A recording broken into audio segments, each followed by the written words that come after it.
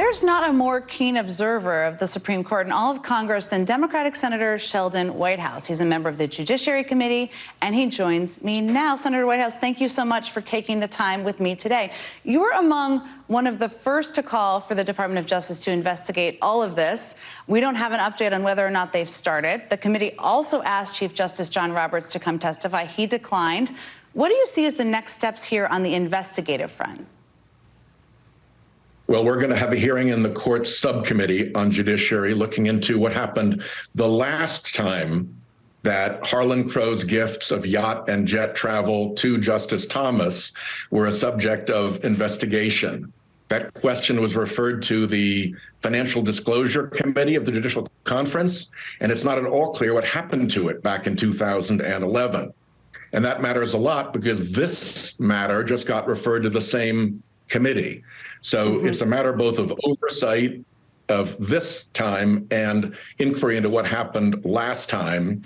And then the second thing is to look at the array of groups and individuals around these gifts, the billionaire-funded apparatus behind these payments, to try to pull together a better understanding of what was the mechanism and what was the motive of directing these payments to Justice Thomas.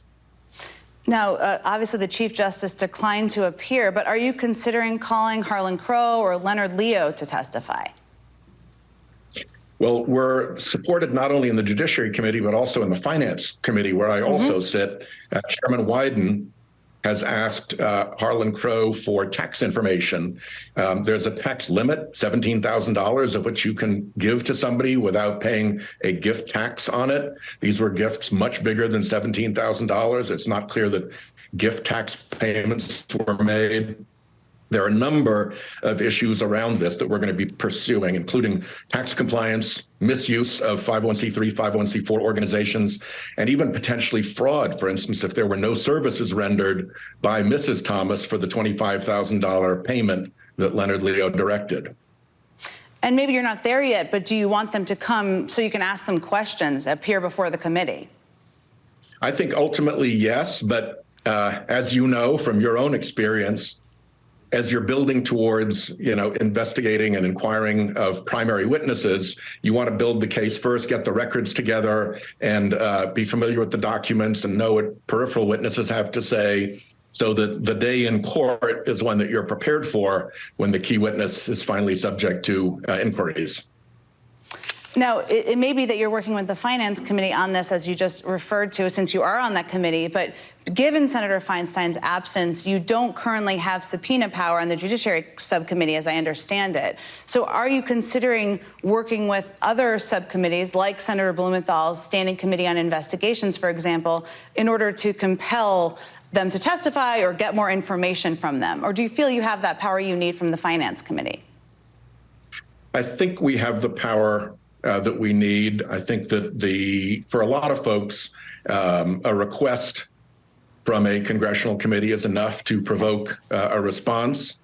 And, obviously President Trump kind of broke that convention by requiring subpoenas and then fighting them for everything. But not everybody behaves that way. And if push does comes to shove, we'll find a way to bring the power of Congress and our oversight authority to bear by subpoena. Now, you have called for additional disclosures and an actual ethics code of conduct. It's hard for people to believe that doesn't exist right now. But even if that passes, and hopefully there's momentum on that, do you think that this view of the Supreme Court, sinking confidence in the Supreme Court, can be restored if Clarence Thomas is still sitting on the Supreme Court? I think that's going to be a challenge for the court. I think a robust response by the court will help that, but there's no sign of that robust response. I think the court is also shadowed by this enormous dark money apparatus that surrounds it, that chose the last 3 Trump justices, that paid for, through secret funds, the TV ads for them, that funds the amicus curiae, the front groups that come in and give those judges instruction on what it is that the billionaires want. So there's a whole other aspect to this that I think reflects very poorly on the court. Senator Sheldon Whitehouse, thank you for spending some time with me this morning. After a quick break, Congressman Dan Goldman